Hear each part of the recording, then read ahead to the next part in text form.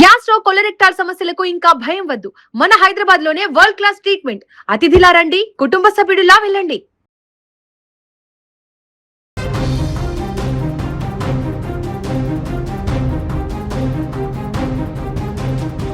Technology మన జీవితాలను సులభతరం చేయడానికి దోహదపడుతుంది. కానీ అదే టెక్నాలజీ మనిషి మెదడును విషపూరితం చేస్తే, అక్షరాల ప్రాణాలని తీసేస్తే, అమెరికాలోని మసాచుసెట్స్లో జరిగిన ఒక దారుణ ఘటన ఇప్పుడు ప్రపంచాన్ని షాక్కి గురిచేస్తుంది. కన్న తల్లిని, తోడబుట్టిన తమ్ముడిని అతి క్రూరంగా అంతం చేయడానికి ఓ యువకుడు ఏకంగా చాట్ జీపీటీ సలహా తీసుకున్నటువంటి ఘటన ఇప్పుడు కలకలం రేపుతోంది. అమెరికాలోని మసాచుసెట్స్ రాష్ట్రం ఆక్టాన్ సబర్బన్ ప్రాంతం. భారతీయ సంతతికి చెందిన కుటుంబం అక్కడ ప్రశాంతంగా జీవిస్తోంది. ఆ కుటుంబానికి చెందిన కుర్రాడే అర్జున్ అరవింద్. ఒకరోజు ఉదయం అర్జున్ తండ్రి పని నిమిత్తం బయటకు వెళ్ళగా ఇంట్లో తల్లి సుధా వెంకటేశన్, తమ్ముడు సిద్ధార్థ్ అరవింద్ మాత్రమే ఉన్నారు. ఆ తర్వాత అక్కడ ఏం జరిగిందో ఎవరికి అంతు చిక్కలేదు.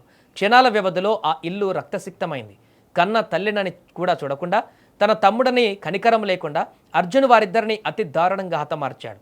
ఆ తర్వాత తల్లి కారు తీసుకొని అక్కడి నుంచి పరారయ్యాడు.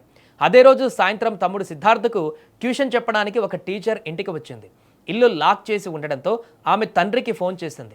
భార్యా పిల్లలు ఫోన్ ఎత్తకపోవడంతో అనుమానం వచ్చిన తండ్రి వెంటనే ఆక్టన్ పోలీసులకు ఫిర్యాదు చేశాడు. రంగంలోకి దిగిన పోలీసులు ఇంటి తాళాలు బద్దలు కొట్టి లోపలికి వెళ్ళగా హాల్లో సుధా వెంకటేశన్, ఫస్ట్ ఫ్లోర్లో సిద్ధార్థ విగతజీవులుగా పడి ఉన్నారు. ఆ దృశ్యం చూసి పోలీసులే హడలిపోయారు.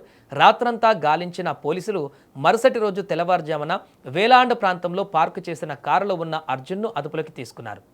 ఇక పోలీసులు దర్యాప్తులో భాగంగా అర్జున్ ఫోన్, ల్యాప్టాప్ డేటాను పరిశీలించగా దర్యాప్తు అధికారులకే దిమ్మదిరిగే నిజాలు అర్జున్ బయటకు వచ్చాయి. ఇప్పుడు అర్జున్ గత కొంతకాలంగా మానసికంగా వింతగా ప్రవర్తించడమే కాకుండా తన సొంత కుటుంబాన్ని, తల్లిని, తమ్ముడిని ఎలా అంతం చేయాలి అని చాట్ జీపీటీ వంటి పవర్ఫుల్ ఏఐ టూల్ను సలహాలు అడిగాడు. కృత్రిమ మేధస్సును మంచి కోసం వాడాల్సింది పోయి ఇలాంటి ఘాతకాలకు ప్లాన్ వేయడానికి వాడుకోవడం యావత్ సమాజాన్ని ఇప్పుడు కలిచివేస్తోంది.